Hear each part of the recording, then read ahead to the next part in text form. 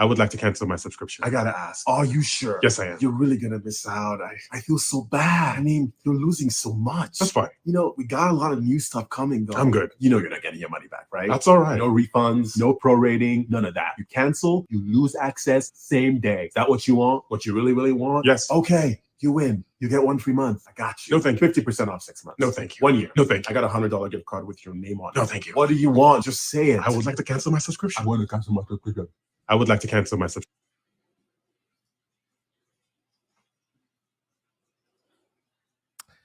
Hey everybody, it's Micah, and that is what we are talking about today. The government is attempting to make it easier to cancel your annoying subscriptions that you probably forgot about.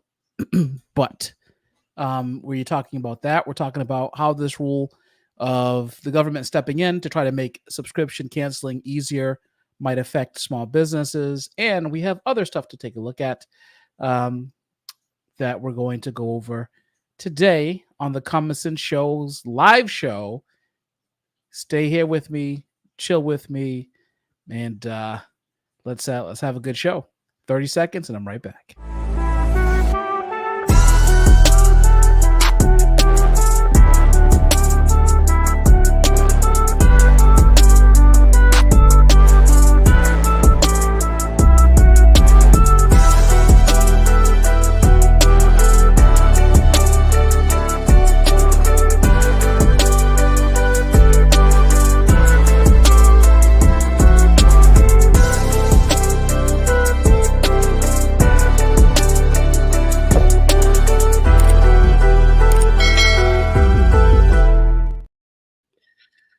All right. Welcome to the Common Sense Show. I am excited to be back with you tonight for another live show. Tonight we are going into multiple different talking points, but I'm going to start with the fact that the government has decided that they wanted to create a rule that makes it easy to cancel subscriptions. Now, you probably, if you're one of the many millions of people across the world or across the US that have subscriptions, have had to deal with the fact that you let a subscription lapse that you really didn't want to lapse. You probably have to deal with the fact that you forgot about a subscription that you had signed up for. Remember, the 30-day trial that you signed up for that you forgot to cancel prior to it charging, and then you're just about to buy something and then the money came out for it that same day, because somehow, some way, subscription payments always have the ability to find you on the day when you're about to go do something else, and you forgot all about it, and it hits your account and it just surprises you like it normally does for most people. So we're going to talk about that.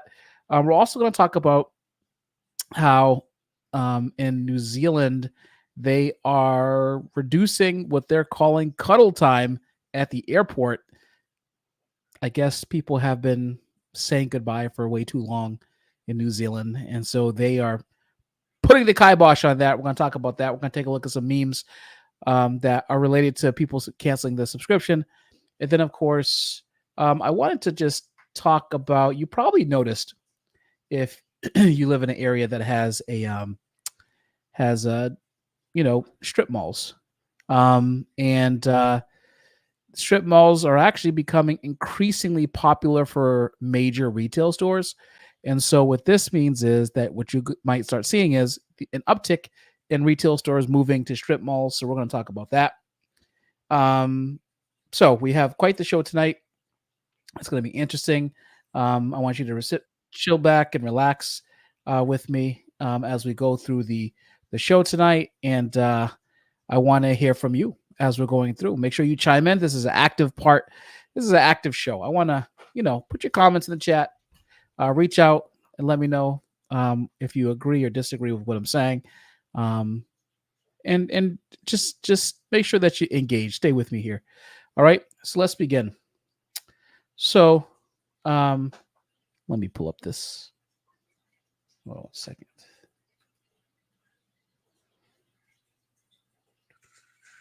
Oh, I think I may have closed it out.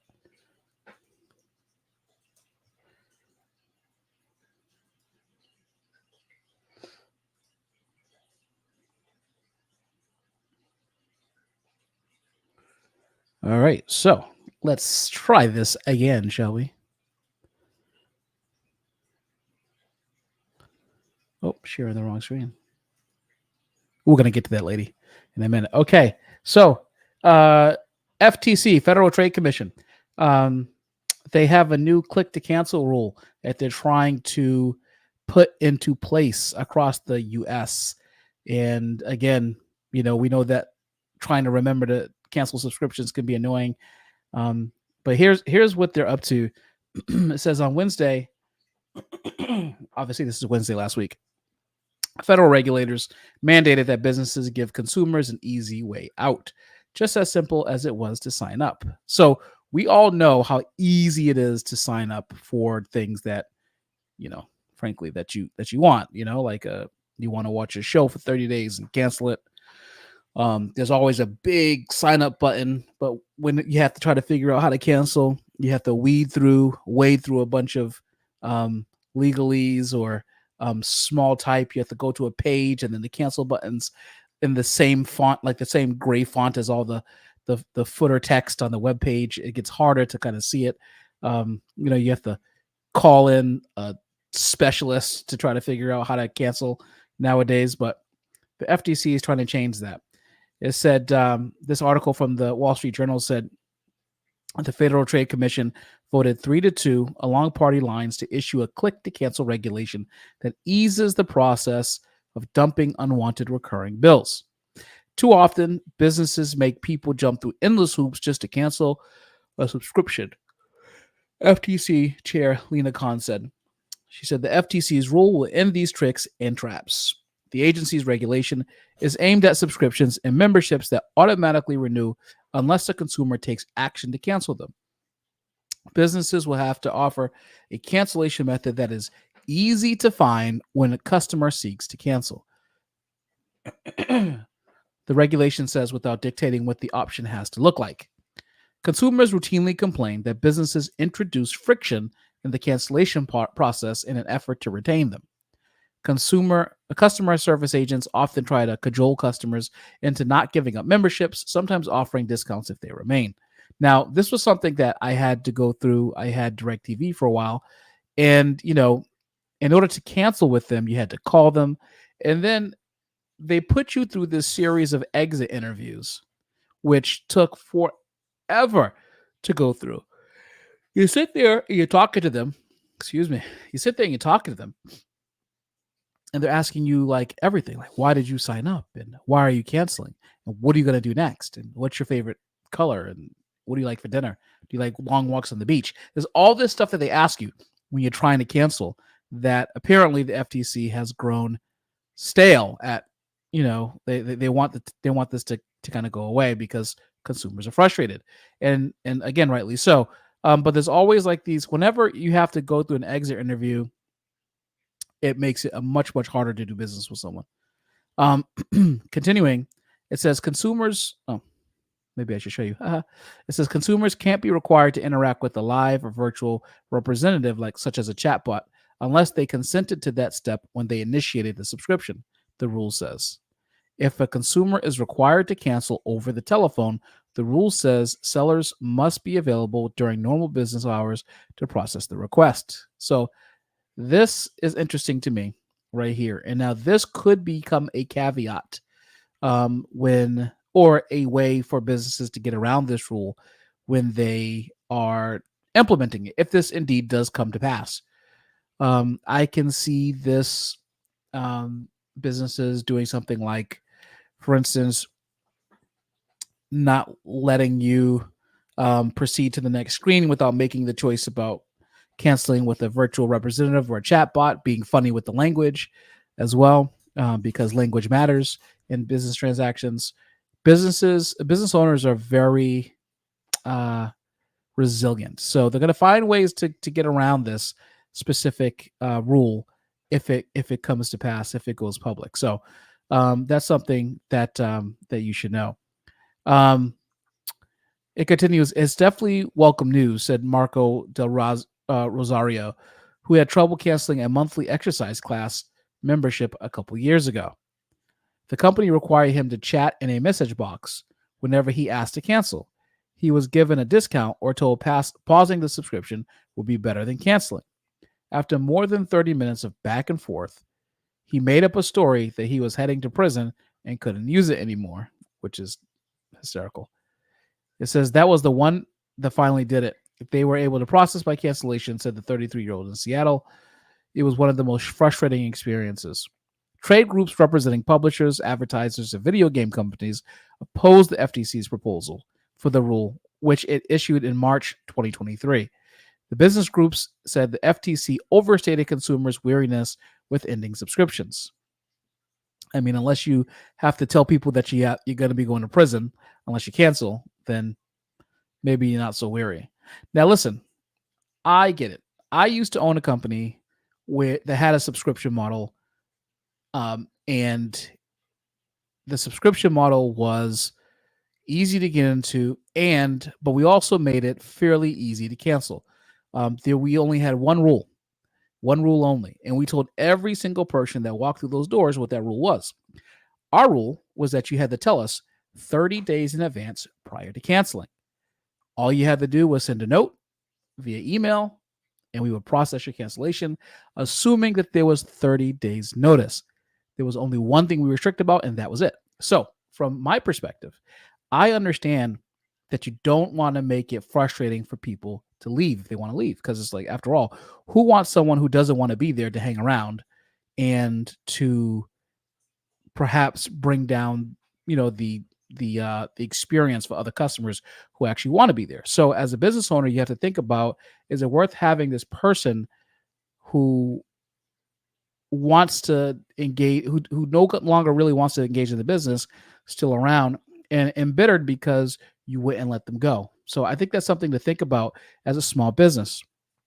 You want people who want to do business with you around you so they can promote you better. You want more customers like your best customers. What you don't want is a bunch of customers who are angry, bitter, resentful, and warning other people that doing business with you is like being in the mafia, where you can get in through some pretty easy ritualistic behaviors, and then you get out, like by a blood oath, right? So like, it's really important as a business owner that you make it easy to do business with you, and if you make it easy to do business with you, people will do business with you. I always tell my business coaching clients this, which is that if you make doing business with you simple, people will take you up on it, right? And they'll do business with you simply, and they'll refer based off of the simplicity of your model with which you do business. Let's continue. It says that the trade groups, I read that. The News Media Alliance said at the time that a new rule was unnecessary because many states already regulate cancellation procedures. The Wall Street Journal's publisher, Dow Jones, is a member of the association. The alliance didn't return a message seeking comment. The regulation includes a broad prohibition against businesses making misleading statements about products or services they sell using recurring subscriptions. That might be a strong weapon for the FTC when it wants to punish companies over their marketing claims. It also could be the trigger for a legal challenge by business groups that believe it goes too far, said Daniel Kaufman, a partner at the Baker Hostler law firm. That is a huge authority grab for the FTC, Kaufman said. They're not just focused on how you sign up and how you cancel. If you happen to be selling something with a subscription, if you make any misrepresentation about their product, the rule is in effect, and the FTC can go to federal court and get civil penalties against you. So the FTC's final rule scaled back some elements of its proposal, including a requirement that sellers provide annual reminders to consumers about automatic renewals. It requires that companies tell consumers upfront about recurring payment memberships, which in my case, in my company, we always used to do, right? In our recurring business, we used to always say there's an automatic renewal coming up. So the FTC could seek to punish sellers that violate the rule by initiating enforcement actions and seeking civil penalties.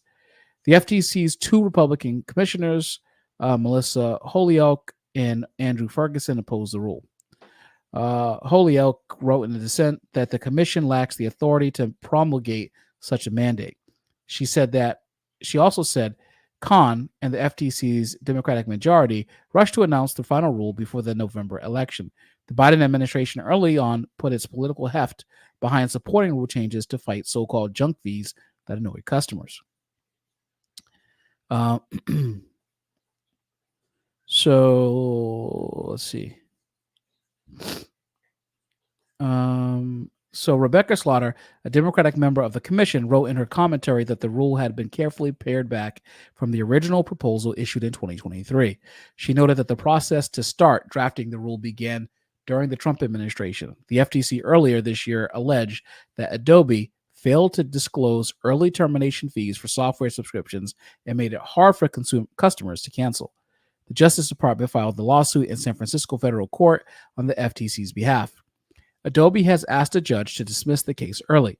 The company warns consumers about the consequences of canceling, such as losing access to their projects, but customers can and do cancel simply and easily, the company wrote last week in a motion filed with the court. So I will monitor this to see how this goes. This is going to affect many industries, so not just the software as a service industry and those subscriptions, like Netflix or like business tools that you use or CRM systems that have monthly subscriptions. This will also definitely affect the wellness and fitness industry, where the whole model is based off of recurring memberships, given the structure of the giving the structure of the membership of the of a gym.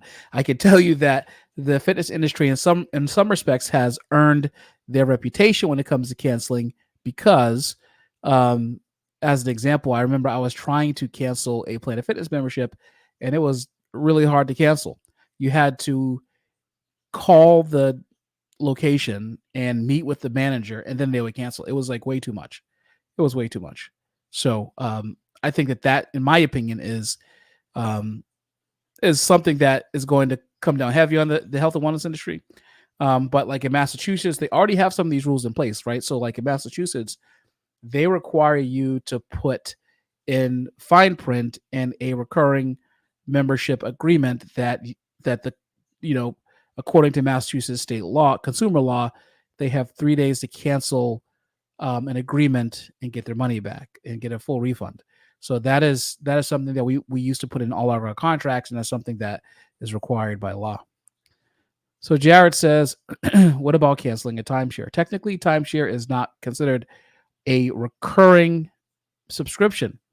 A timeshare fee, or the maintenance fee, and fractional ownership in a timeshare would be considered ownership, or that the bylaws for that agreement and that maintenance agreement, I don't see that counting as a subscription. I think that what this is referring to primarily is recurring subscriptions that directly involve you getting a service or a product in exchange that is basically self-renewing every single month. Technically, a timeshare is not self-renewing because it's already active when you've paid for it, and you're paying for maintenance as a part of an overall group. So I doubt that would be included in this. However, I can see the FTC at some point in the future probably regulating timeshares probably a little bit more stringently, but they make so much money, so you never know. So thank you for the question, Jarrett. So due to the nature of the subscription issues, I think I put together what I thought was some funny TikToks, because canceling subscriptions is always an interesting thing. So I'm going to share with you some TikToks that I found once I get it up on the screen. Hold on 1 second. Hold on.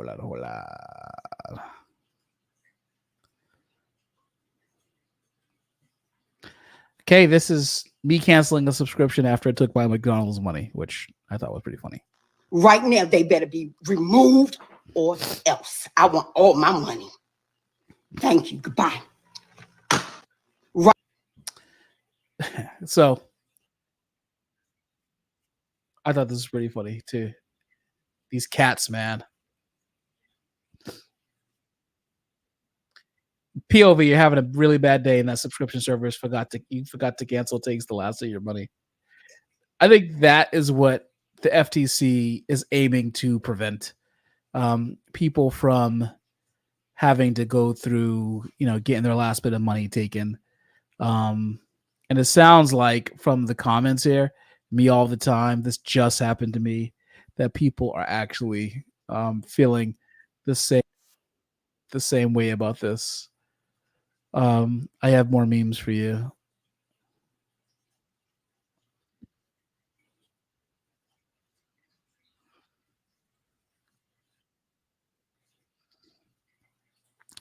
So, I mean, there we have it.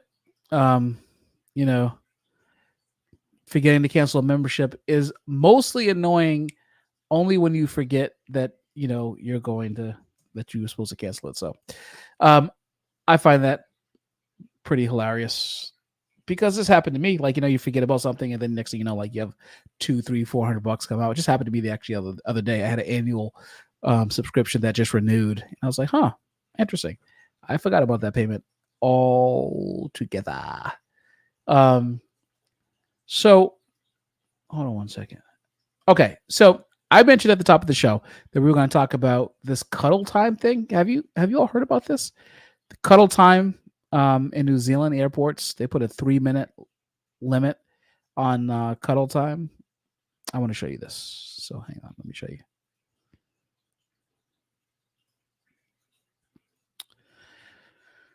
So cuddle time capped in New Zealand airport puts a 3-minute limit on goodbye hugs. I just found this to be amusing.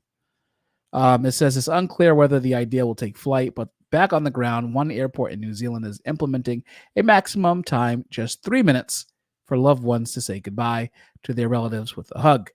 It's hard to say goodbye, so make it quick. 3 minutes max. One of this series of signs at Dunedin Airport on the country's South Island says, max hug time, 3 minutes. Another one reads, those seeking fonder farewells should use the car park, where a generous 15-minute window is allowed, a third says. Dan DeBono, the airport CEO, has said that the lighthearted approach is aimed at keeping the traffic into the terminal flowing smoothly.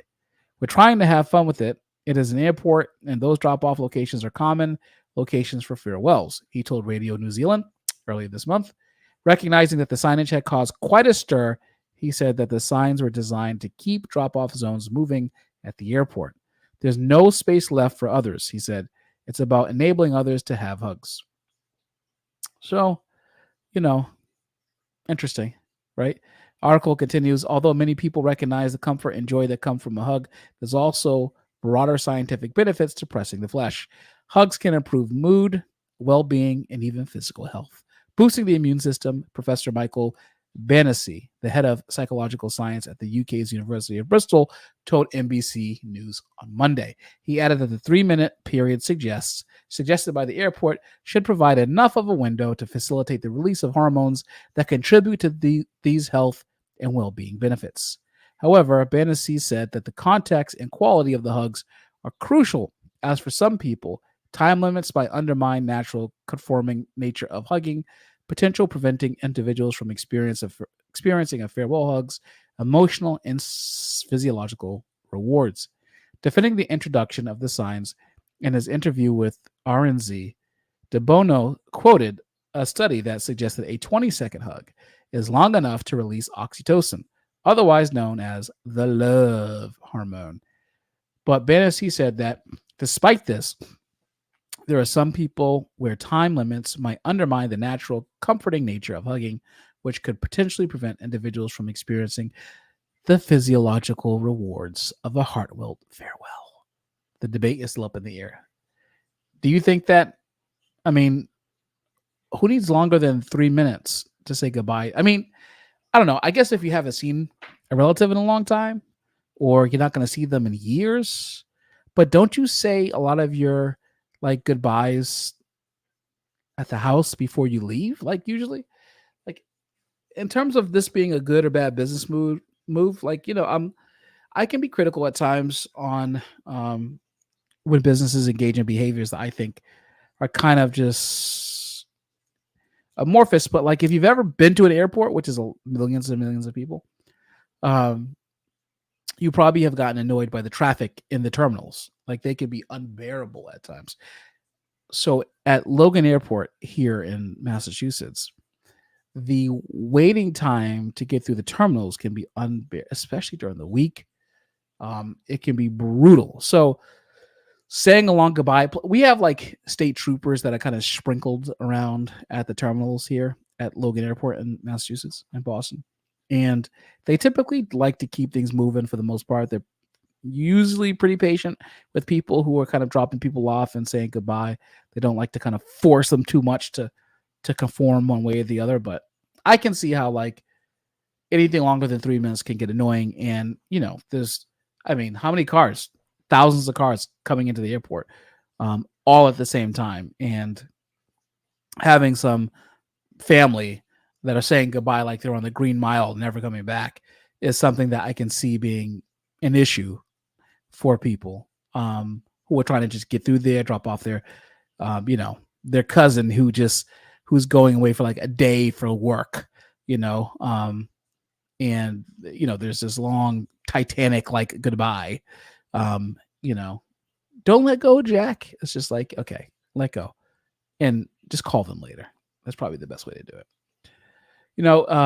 So I was like researching the other day and kind of switching gears a little bit. I found this thing about strip malls. And, I actually wondered to myself,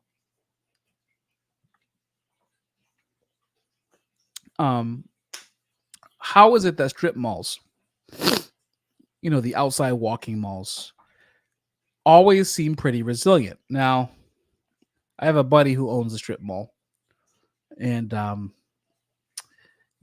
he's had it for a long time, and it just seems like these are, quite the good investment if you can afford them.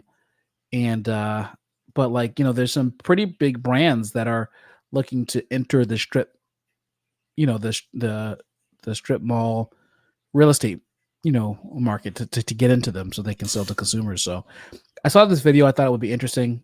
It's about 10 minutes. It was put out by CNBC, and we're just going to take a look at it. And I'll stop as I go if I have anything to add to it. But let me know what you think. U.S. adults make about 1.3 billion visits to shopping centers each month, or about 62 trips per person annually. While some outlets, like malls, have struggled to retain shoppers, foot traffic to strip malls is booming. Annual visits to strip malls surged 18% in 2023, compared with prior to the pandemic. Convenient shopping options, hybrid work, and millennials moving to fast-growing suburbs are driving that trend. And retailers are trying to get a slice of the action. Macy's is trying to adapt to the changing retail environment, moving out of shopping malls and into suburban strip centers. Macy's announced in 2023 it was opening 30 new small format stores in off-mall locations. Brands like Sephora and Starbucks are also moving in, as are fast food restaurants, making strip malls one of the hottest plays in commercial real estate. But strip malls face criticism for being an eyesore to their communities, contributing to environmental problems, and blamed for the demise of traditional business districts. When we think of strip centers, we kind of think of older, dilapidated strip malls that are lining the buildings in urban areas. It's interesting because I do kind of think of that whole kind of grimy, Breaking Bad, Better Call Saul lawyer's office inside of a strip mall when I think about strip malls. But they are kind of building these newish strip malls, I've noticed, that are like kind of landing areas, or like kind of, they have like kind of live, work, play areas, and they have like strip malls attached to them. And there are some pretty high-end stores with some pretty nice aesthetics going into these areas. So I wouldn't say it's all bad. And I think that with new designs, it will probably get better.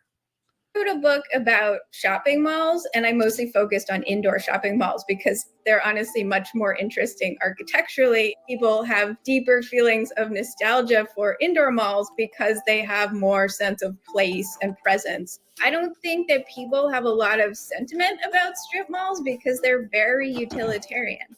The US has more than 68,000 strip malls from coast to coast, more than regional malls, super regional malls, neighborhood centers, and outlet malls combined. So how did the US become bathed in strip centers? And could the format be the future of brick and mortar retail? I think so. I can see that. A strip mall in general occupies a 10,000 to 50,000 square foot property of connected buildings dominated by a large parking lot with roughly 5 spaces for every 1,000 square feet of retail space. Usually located parallel to a major road or on a corner, they are also visible to thousands of potential shoppers who drive by each day. Most properties are 1 story tall and have fewer than 10 tenants that have traditionally included a mix of niche retailers like nail salons, liquor stores, and laundromats. With consumers seeking more convenient shopping options, visits to strip malls have surged. These strip centers offer more of an in and out experience. So lines are shorter because of smaller stores. Parking's easier. They're usually, on your way home from dropping your kid off at school or on your way home from work. Their growing popularity is also due in part to stores offering goods and services you can't get online. We see these health services, urgent cares, for example, I have seen going that. into these strip centers. Oh yeah, UPS, for sure. FedEx. There's like these urgent care centers. I'm not sure if it's a franchise or not, but like they are like wildfire going all the way across the country, certainly in this area. And a lot of people actually go to them in lieu of going to the ER for whatever their specific issue might be. But I do see those things. I mean, as anchor, think about this. Like a lot of times I see that the urgent care medical centers are going into strip malls where there is like a CVS or Walgreens, so that there's a pharmacy that's pretty close by, which is a smart business move, if you ask me, because you kind of want something in your sphere of influence if you're going to be in a strip mall, given that you have to kind of come outside and go somewhere else. It kind of makes sense. With people ordering online, you see a lot of those in these strip centers where people just want a quick in and out return. You're also seeing a lot of specialized fitness studios. The tenants in a strip mall within a neighborhood tend to be e-commerce proof, relatively recession proof, remote work proof. And they provide inexpensive retail space for brands. Facing dwindling traffic, Macy's has opened roughly a dozen off-mall stores called Market by Macy's and Bloomies as the retailer pivots to fast-growing suburbs. The new stores are about a fifth of the size of traditional stores and offer a slimmed-down selection.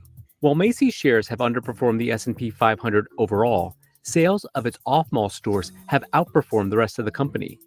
Macy's said in February it was closing about 150, or a third, of its legacy stores. New consumers, younger consumers are not necessarily as inclined towards kind of the fortress mall experience as their parents may have been. They're local, they're easy to get to. The format is simple to shop. They're not doing this with the expectation that they're going to make a tremendous amount of new sales here. But it's a convenient place for consumers to pick up, to return, to touch and feel certain items, even if they order them and they're delivered the next day to their house. The trend has other retailers clamoring for space too. Strip mall vacancy rates plunged to their lowest levels in decades, significantly below other property types, including both regional malls and neighborhood centers, which occupy up to 25 acres. Other brands. I just want to stop it for a minute because I just want to talk about why this is important. It's so important if you're in business to know what the trends are in commercial real estate and business. What are the big players doing in markets to try to make money or try to, be agile and try to improve sales? If you're a small business owner and you are looking for ways to do that, to be agile, to make more money, to increase your revenue, then you need to perhaps take a look at where industries and what is the framework that these businesses are operating in. Because if, like, for instance, if you have a cleaning business, then this would open up for you a whole new opportunity to get commercial clients. And here's why. Perhaps normally a indoor mall would have a in-house maintenance staff, which includes cleaning, right? But these independent shops don't necessarily have a maintenance staff, and maybe some of their employees will do some of the cleaning. But in other cases, they're going to want to be looking for like professional cleaning companies. It's just an idea of how you can leverage this kind of change to increase revenue, right? So just think about ways that you can even pivot yourself. Maybe you've been looking for a location specific for your business, your product business, or your service-based business, and you're trying to find where you could go, and you never considered a strip mall because you thought it was low rent or low class. But considering some of the information that's coming out, maybe you might change your mind. So just a caution to kind of just be open-minded and keep your business hat on and see where trends are going and adapt to those. Exiting the mall in favor of outdoor properties include Bath and Body Works and Foot Locker. So how much did it cost to fill your tank? Almost $100. Yay, no free commercials on this podcast. Strip malls got their start in the 1920s, but it was decades later when the format took off. 1950s is when the strip mall really came into fashion. It's suburbanization of this country. So we have the automobile now available for the masses. We have inexpensive construction processes, materials for small single-family homes. We have the highway. The areas along the highways were pretty low cost real estate initially because they weren't good places to build homes, but people hadn't really figured out what to do with them yet. So to build these like very simple, often concrete block structures, one-story structures for strip malls was a cheap way to give space that was highly rentable to stores. But today, rising costs and higher interest rates have put constraints on new strip mall construction, leading to higher rents for businesses. The average rent at strip centers in 2024 reached $20.95 per square foot, more than 17% higher than in 2019. Rising rates have given strip malls the title, the king of retail real estate. Investors are taking notice. Site Centers, which owns and manages open-air shopping centers in high-income suburbs, is spinning off its portfolio of strip mall properties. The new company, called Curbline Properties, went public October 2024. Strip malls are also an attractive investment for commercial property owners because they are cheaper to purchase than large anchor retail shopping centers, and the landlord generally has less upfront costs. Even if you buy an existing anchor shopping center, the large national 50,000 square foot store isn't going to move into a space exactly as is. And that cost is often on landlords to outfit the space for the 60,000 square foot Walmart or Target. If you invest in a strip center, typically you'll have these pre-cut boxes and you'll attract tenants that are essentially going to be ready to move into the space as is. Most strip mall properties can be acquired for less than $5 million. Leases also typically have built-in rent increases, and some have what's called a percentage rent provision, where in addition to the minimum rent a tenant pays, a small percentage of their sales, roughly 3 to 5%, goes to the property owner as additional rent. So as a tenant, this may be attractive because your landlord has a financial interest in keeping the surrounding area occupied, clean, maintained, attractive, so that more customers are attracted to their tenant stores. Now that's something I kind of want to, ask you. If you are a business owner, would you want your to give away 3 to 5% of your revenue to a landlord?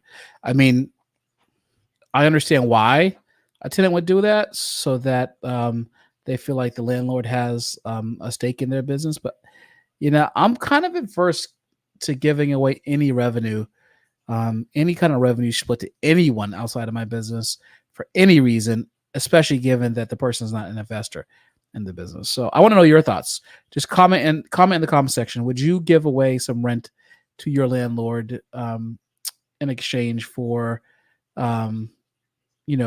perhaps lower rent or whatever the case is? Would you give them a part of your your revenue. It just, I don't know. That one doesn't sit right with me.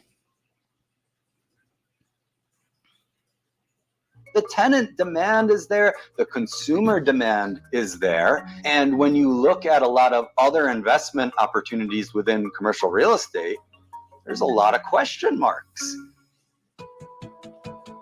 While strip malls offer shoppers a convenient option to pick up last-minute items and find services, they aren't a perfect fit for everyone.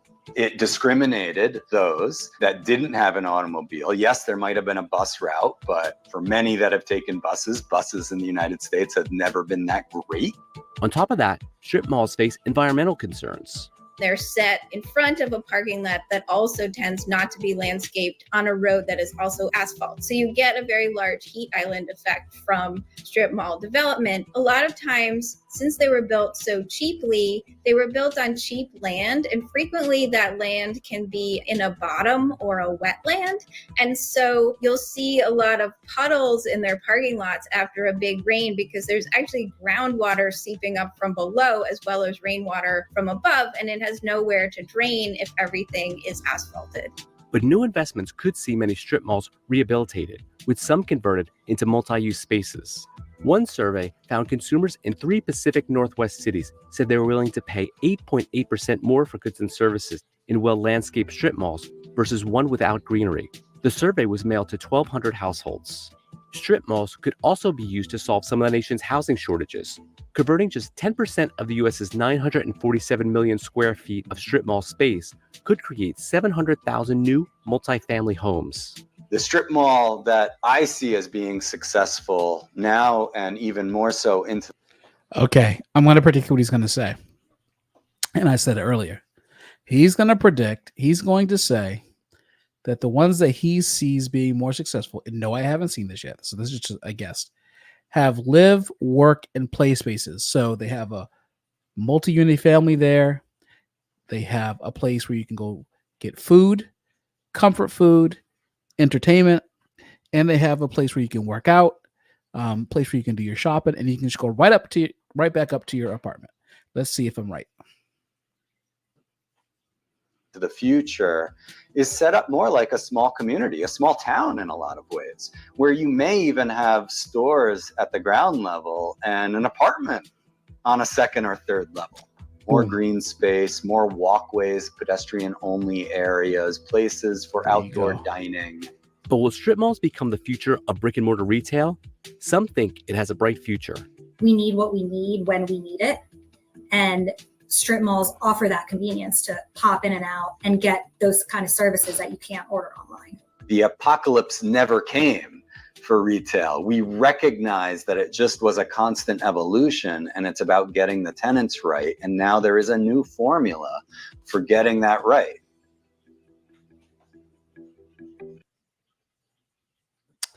So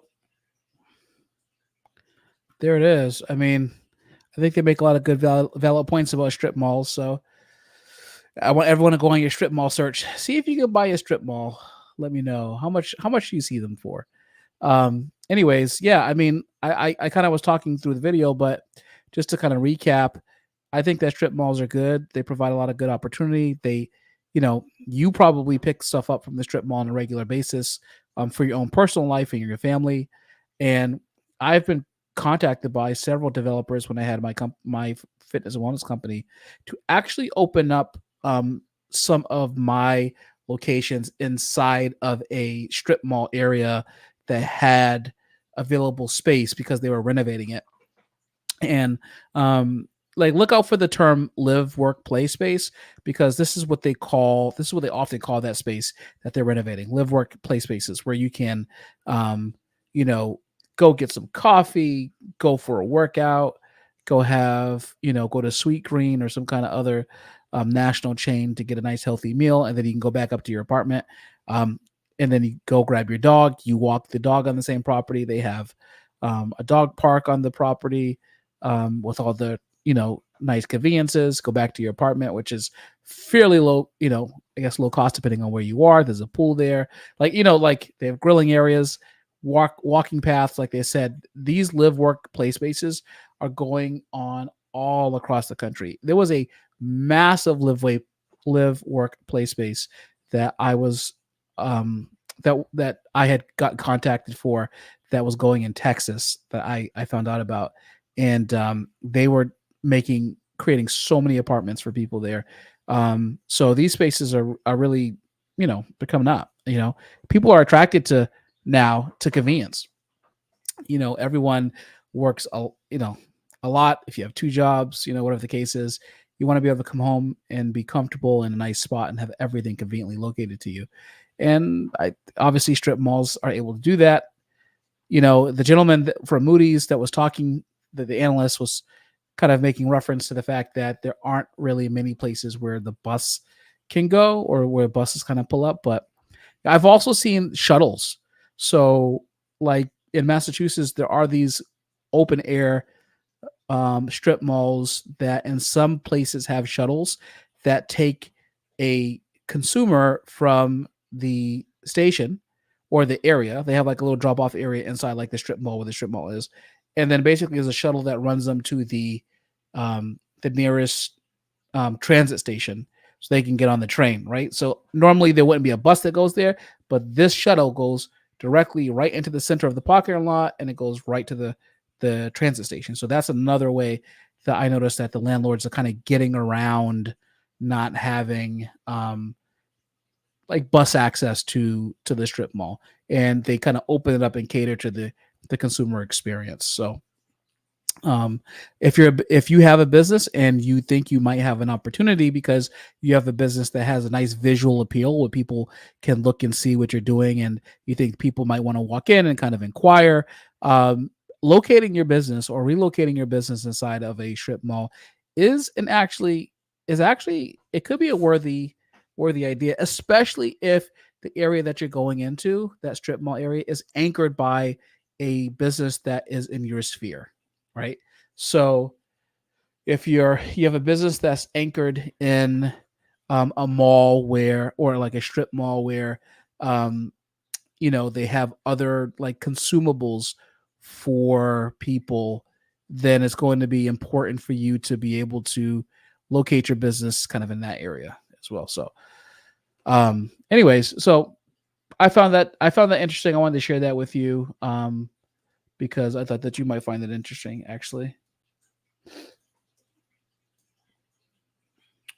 So I think that's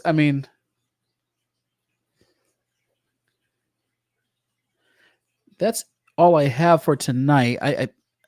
I'm trying to think if I had a couple more things I wanted to share, but I'm just gonna wait probably until the end of the week or next week's show to kind of share some more stuff for you. But yeah, Disney's getting a new CEO because Bob Iger, who basically came back and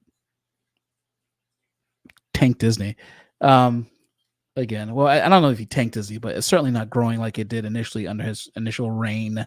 So who knows what's going to actually happen? Okay. All right. Yeah, no, that's it. Bob Iger is leaving. I think 2026 is like when he's leaving. They had some turmoil on that Disney board, and now he's going to be out in a few years. They probably hate each other. We'll see. But anyways, all right. That's it for tonight's show. Until next time, if you don't go about doing your business, you're going to be doing the business of someone else.